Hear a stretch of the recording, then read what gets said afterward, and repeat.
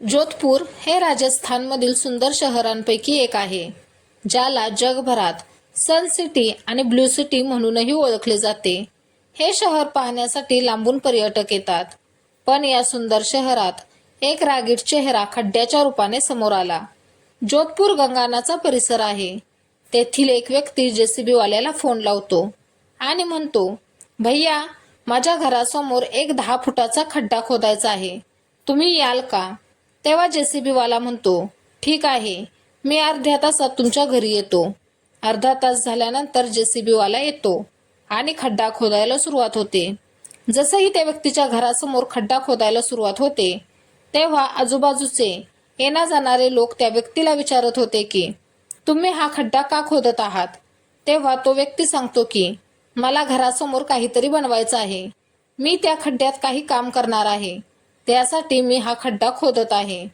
आता खड्डा खोदून 3 दिवस झाले होते आणि राजस्थानमधील जोधपूरची राहणारी एक महिला, जी ब्युटी पार्लरची मालकीण होती, तिचं नाव अनिता होतं. ती घरातून गायब होते आणि 3 दिवसानंतर त्या खड्ड्यात तिचा पुरलेला मृतदेह मिळतो.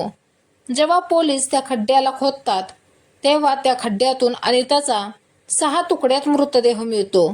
जसंही ही घटना पोलिसांना कळते, तेव्हा पोलीस हैराण होतात. जेव्हा पोलीस या घटनेचा खुलासा करतात, तेव्हा सत्य समोर येतं.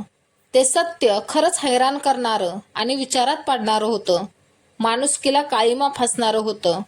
चला तर मग माहिती करून घेऊ की अनिताचा मृतदेह त्या खड्ड्यात कसा सापडला, तिची हत्या का व कोणी केली.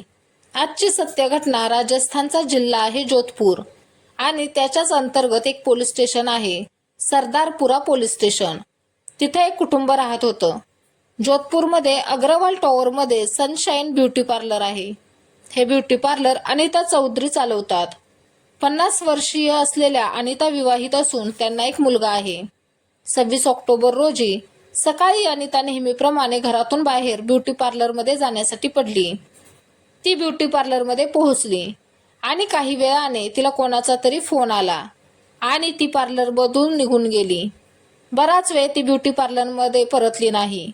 तेव्हा तिची एक महिला कर्मचारी तिला फोन करते आणि त्याचा फोन बंद होता. खूप वेळा फोन केल्यानंतरही अनिताचा फोन बंदच लागत होता. तिला काळजी वाटू लागते. नंतर ती अनिताच्या नवऱ्याला फोन करते. हा सर्व प्रकार तिच्या नवऱ्याला समजताच त्याने तिचा शोध सुरू केला. त्याने सर्व नातेवाईकांना, मित्रमंडळींना फोन करून बघितला. 26 ऑक्टोबरचा संपूर्ण दिवस आणि रात्र तिच्या शोधात गेली, पण ती सापडली नाही. 27 ऑक्टोबरला तिच्या पतीने अनिता हरवल्याची तक्रार पोलीस स्टेशनमध्ये नोंदवली. आता पोलिसांनी शोध सुरू केला. 4 दिवस उलटून गेले तरी तिचा पत्ता लागला नाही. दरम्यान अनिताच्या पतीला तिची मैत्रीण सुमनचा फोन आला. सुमन ही अनिताची मैत्रीण होती.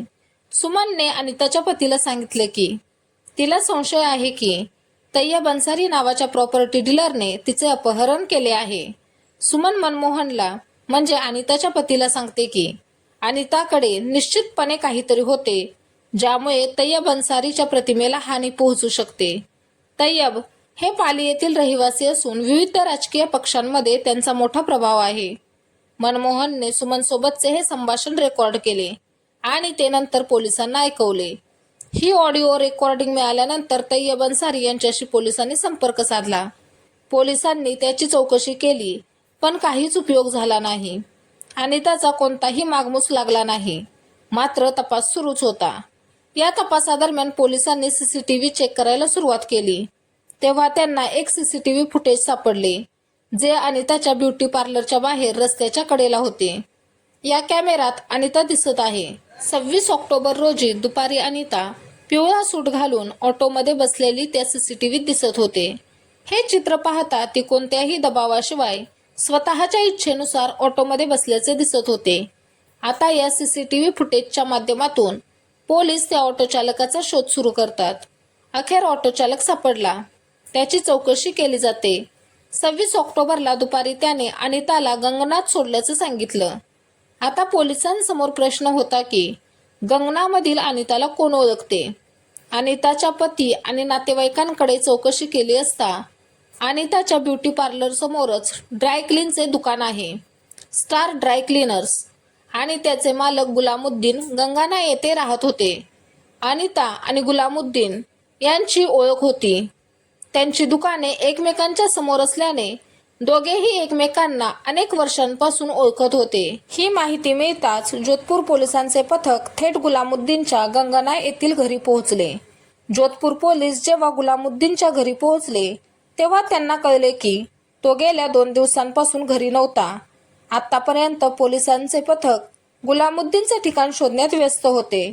दरम्यान गुलामुद्दीन सीसीटीव्ही कॅमेऱ्यातही दिसत होता. 29 ऑक्टोबर रोजी गुलामुद्दीन जोधपूर रेल्वे स्थानकाकडे ॲक्टिवा स्कूटरवरून जाताना दिसत होता. गुलामुद्दीन अचानक बेपत्ता झाल्याने पोलीस संशयाच्या भोवऱ्यात होते. यानंतर पोलिसांनी आता गुलामुद्दीनची पत्नी आबिदाची चौकशी सुरू केली. थोडा वेळ तिला सक्तीने विचारले असता ती सत्य सांगू लागते आणि तिचे पहिले सत्य हे होते की 8 दिवसांपूर्वी तिच्या घराच्या बाहेर 10 फूट खोल खड्डा खणला होता आणि नंतर तो भरला होता. आता पोलीस तो खड्डा पुन्हा खोदतात. 21 ऑक्टोबरच्या रात्री आबिदानेच पोलिसांना जेसीबी मशीन मागवून स्वतःच्या घराबाहेर खड्डा पुन्हा खोदायला लावला. आबिदाच्या सांगण्यावरूनच अनिता या खड्ड्यातून बाहेर पडली, तेही 6 तुकड्यांमध्ये. यावेळी गाडीत ज्या पॉलिथिन पिशव्या दिसतात अनिताला या वेगवेगळ्या पिशव्यांमध्ये गुंडाळलेले होते. आबिदाने आता अनिताचे सत्य उघड केले होते. 6 तुकड्यांमध्ये विभागलेला अनिताचा मृतदेह पोलिसांच्या ताब्यात होता. अनिताच्या पतीनेही मृतदेह कपड्यांवरून ओळखला होता. मात्र आबिदाचा पती गुलामुद्दीन अजूनही पोलिसांना सापडला नव्हता. तो पोलिसांपासून दूर होता. त्यामुळे आता पोलिसांनी कटाची हत्येची संपूर्ण कहाणी आबिदाकडूनच ऐकण्याचा निर्णय घेतला. यानंतर तिने सांगितले की घटना अशी होती की 26 ऑक्टोबर रोजी दुपारी अनिता ऑटोने गंगाना येथील गुलामुद्दीन यांच्या घरी गेली होती. वास्तविक गुलामुद्दीनने तिला आपल्या घरी फोन करून बोलावले होते. गुलामुद्दीनचे आणि अनिताचे भावा बहिणीचे नाते होते. अनिता गुलामुद्दीनच्या घरी पोहोचल्यानंतर गुलामुद्दीन आणि आबिदा यांनी अनिताला सरबत प्यायला दिला. त्यात तिने गुंगीचे औषध मिसळले होते. सरबत प्यायल्यावर अनिता बेशुद्ध झाली. ती बेशुद्ध झाल्यावर गुलामुद्दीनने चाकूने तिची हत्या केली. यानंतर त्याने त्या मृतदेहाचे 6 तुकडे केले.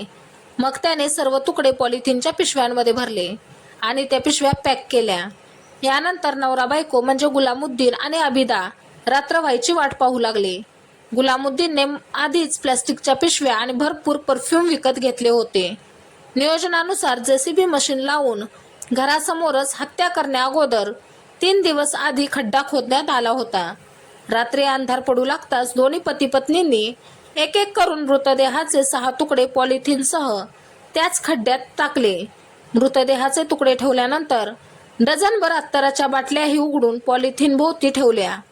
त्यानंतर रात्रीच्या अंधारात दोघांनी 10 फूट खड्डा माती टाकून सपाट केला. खड्डा पूर्ण भरून काढला. आश्चर्याची गोष्ट ही होती की जवळपास अनेक घरे आहेत, मात्र या हत्येची कोणालाच कल्पना नव्हती. पण तरीही पोलिसांसमोर हा प्रश्न होताच की अनिताची हत्या का केली होती. तर चौकशी केली असता समजले की सुमारे 20 वर्षांपासून गुलामुद्दीन आणि अनिता एकमेकांना ओळखत होते. दुकान एकमेकांच्या समोर असल्यामुळे ते रोजच भेटत होते. पण दोघांचं काम वेगळं होतं. अनिता ब्युटिशियन होती. ती ब्युटी पार्लर चालवत होती, तर गुलामुद्दीनचे ड्राय क्लिनिंगचे दुकान होते. त्या दोघांच्यात व्यावसायिक स्पर्धा नव्हती.